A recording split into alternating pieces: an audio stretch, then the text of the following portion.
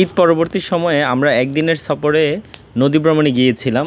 আমাদের এলাকা থেকে প্রায় 15 থেকে 20 কিলোমিটার দূরে মেঘনার তীরে জেগে ওঠা এক চরে। তো আজকে সেখানে গিয়ে আমরা আমাদের যে সবচেয়ে বেশি অ্যাডভেঞ্চার সময়টা কাটিয়েছি সেই সময়টাই আমি আপনাদের সাথে শেয়ার করব, যেটা হলো গিয়ে মহিষের পালের সাথে আমাদের কিছু সময় কাটানো। তো চলুন আমরা আজকে দেখে আসি, আজকের এই ভিডিওতে আমরা মহিষের পালের সাথে আমরা কী সময় কাটিয়েছি। Let's go.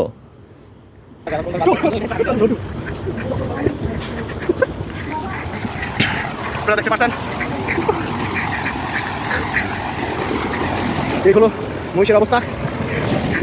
আমাদের দুজন পাশাপাশি আসতে দেখার জন্য এই তো বিশাল চরের মাঝখানে আমরা।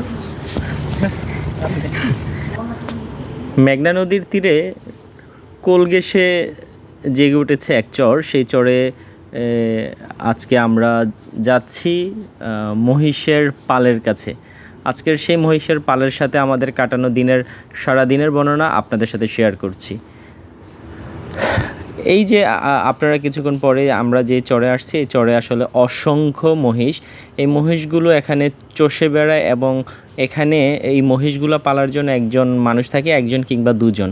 কিন্তু অবাক হবেন যে আমরা যারা সাধারণ মানুষ আছি, যারা কখনো এই সব অঞ্চলে যাইনি কিংবা এই সব মহিষ বা প্রাণীর সাথে আমাদের সখ্যতা নেই, তাদের জন্য এটা অবশ্যই আসলে ভয়ঙ্করই একটা বিষয়। কারণ মহিষ নিরীহ প্রাণী যেমন, তেমনি এর ভিতরে কিছু হিংস্র রয়েছে। এই যেমন ধরুন, এখানে কোনো মহিষের যদি বাচ্চা থেকে থাকে আর আপনি যদি সেখানে তাদের সাথে গিয়ে থাকেন, তারা মনে করবে তাদের বাচ্চা ধরতে এসেছেন এবং আপনি তখন তাদের হামলার শিকার হতে পারেন। তো এই বিষয়ে আপনাদের সাবধানতা অবলম্বন করা লাগবে, কারণ এই বিষয়ে আমরা যারা জানি না তাদের আসলে একা যাওয়া উচিত না।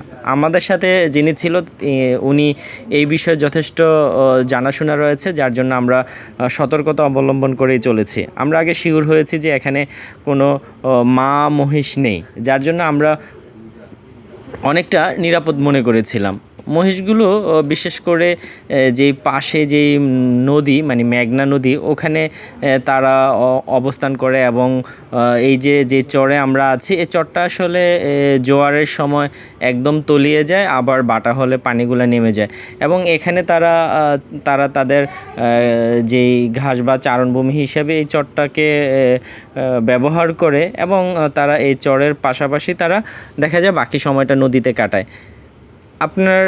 আমরা অবাক হয়েছি যে এই চরে কয়েক কোটি টাকার এই মহিষ গরু এবং এগুলা দেখাশোনার জন্য অবশ্য মানুষ থাকে। তাদের জীবন আসলে খুবই কষ্টসাধ্য জীবন, যেটা আসলে আমাদের স্বাভাবিকভাবে আমরা এই জীবন পার করা কঠিন। কারণ তবুও এই বলে যে আসলে জীবন নাটকের চেয়েও নাটকীয়, এক একজন জীবনটাকে এক এক রকমভাবে উপভোগ করে।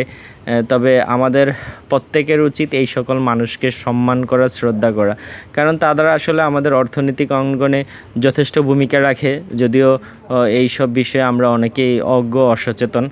তবে আমার একটাই অনুরোধ থাকবে যে আমরা এই সকল মানুষকে সম্মান করি, শ্রদ্ধা করি। এই ছিল আজকের মতো আমাদের মহিষের সাথে একদিন।